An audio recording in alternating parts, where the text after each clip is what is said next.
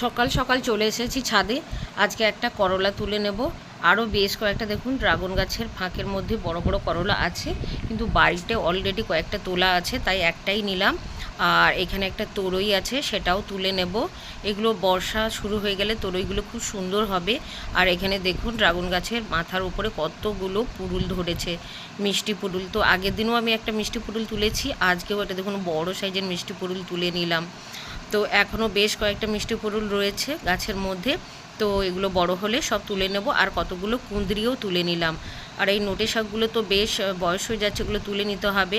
আর বড় গ্রো ব্যাগটার মধ্যে নোটে গাছগুলো আজ তুলে নেব, ডাঁটা শাক খাওয়া হয়ে যাবে। এবং তারপর এখানে আমি আবার কি কি সবজি লাগাই সেটা আপনাদের সাথে শেয়ার করব। তার চারা কিন্তু অলরেডি আমার রেডি হচ্ছে। এখানে দেখুন কয়েকটা মিষ্টি কুমড়োর ফুলও তুলে নিলাম।